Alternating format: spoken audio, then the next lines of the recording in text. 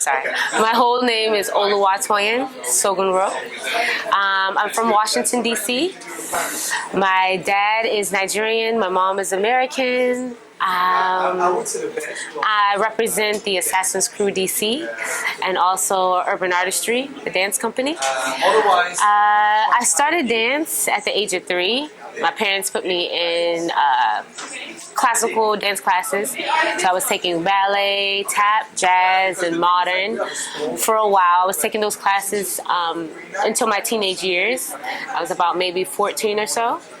So I was taking those classes. After that, I started to get more into dance hall and into African dance movement because in my high school we had different little groups and performances. So there was like a dance hall performance and there was also an African performance. So I was able to take part in either of those. So that's when I started to really develop the movement. I didn't really take any dance classes for dance hall or for African, but it was more so me like developing from my friends, watching videos or going to like different parties, different family functions and building on those dance moves and then also going to parties and battling with those moves with our friends. And then from there, around 2007 is when I met Junius Brickhouse, who is now my mentor and teacher. And he had a dance company called Urban Artistry and also a dance crew, Assassins, that he was a part of. And then that's when I got introduced into house dance, into the urban styles of dance. With Urban Artistry and also the crew, it's really cool because it's a group full of dancers and artists who do all different types of styles, you know, and they don't only do those different styles, but they're also really into the culture of those styles, so they understand it fully. So they were able to teach me that. They were able to bring me along to the clubs, to the parties, really, you know, have me understanding it in that way. They were able to teach me as well in the classes, you know, movement, and then they were also able to have me understand my own movement. They had me understand how to teach in my own way by watching them and also by being able to ask questions. They also helped me with battling, so I got into battling with those dance moves and dance styles, and then also performing with it. They also taught me how to put together a piece and put together ideas and how I wanted to show movement. In those different styles. So with with my teacher and with the collective of those artists, I was able to really, really grow in my movement.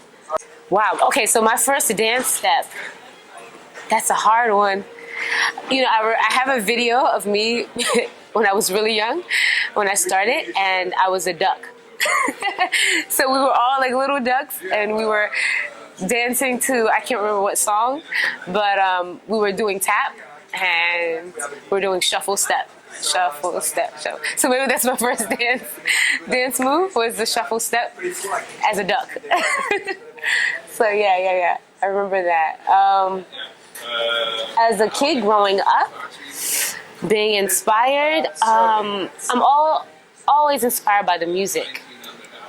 My dad, when we were young, he would always take us to school in the mornings. And I was around, I think I was like in second grade or so, first, second, third grade, and he would take us to school, and he would always play either Fela music or Bob Marley music or Sunny Ade music, so it was always music that had a message, music that was saying something, you know, and I think that's inspired my movement. Is that when I move, I always want to say something. I always want to connect in a way where I'm not just moving, but I'm also speaking to the people that are watching me. So I think I was very much influenced by those people, by those artists who express themselves by putting out a message, by putting out a vibe, by putting out energy, you know, to their audience. That inspired me totally through my movement. That every time I step on the floor, I want to be able to connect to the people that are watching me. That I want to be able to say something. I want to be able to have a voice. with my movement. Okay, so a place that I enjoy the most with my dance. Okay, so I guess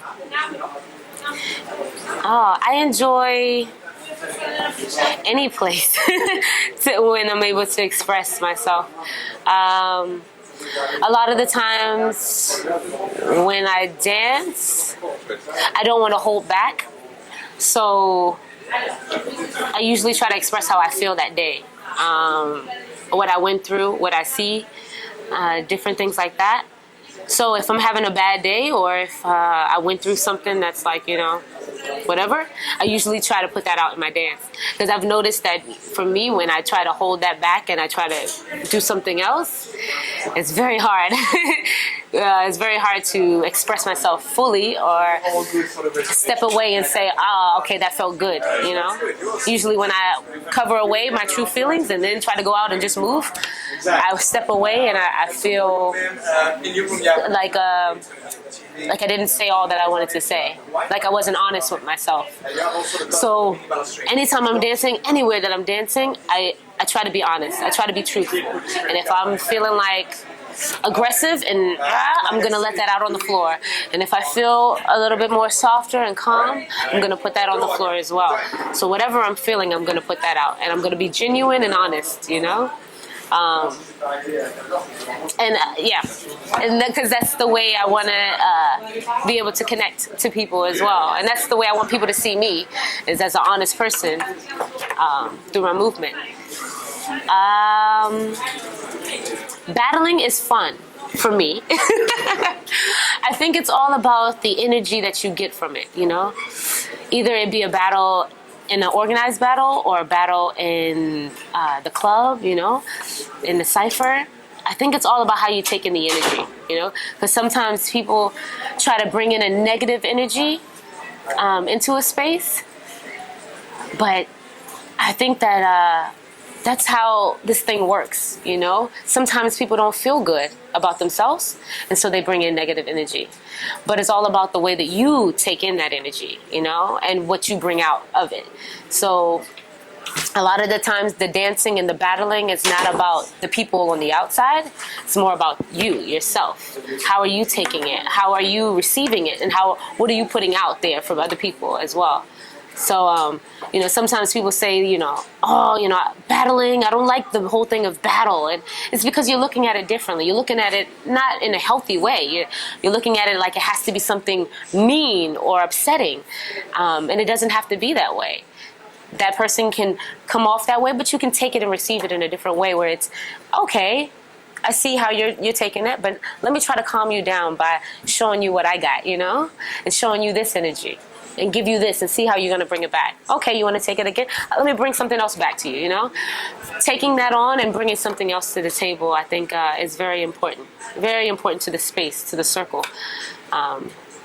Like I say in my class all the time, the circle is something sacred, It's something important. It's a tradition that goes back many years, back to Africa, where it's a place where we're supposed to feel comfortable. We're supposed to share. We're supposed to celebrate each other.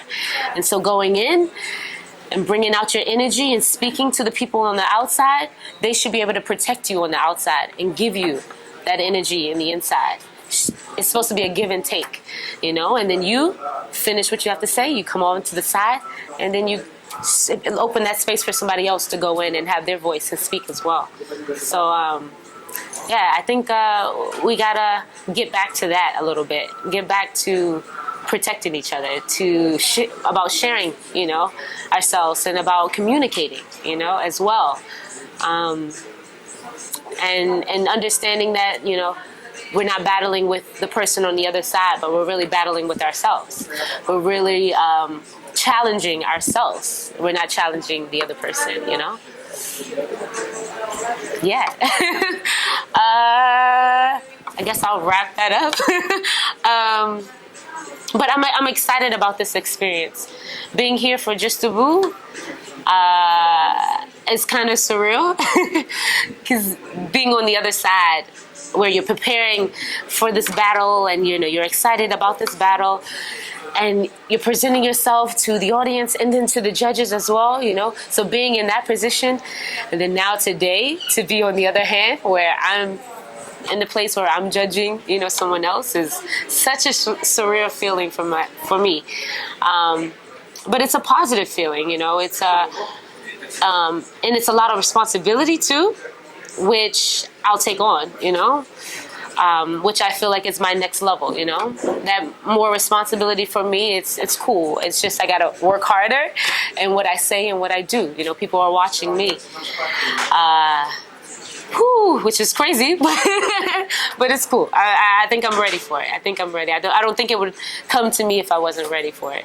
But yeah, so everybody that's out there getting ready for Just the Boo, have fun, love it, express yourself, put yourself out there, and look at this opportunity like, hey, this is my opportunity to shine and to be myself and to have a voice. Yeah. But thank you guys, and peace, Assassins, DC. Thank you guys.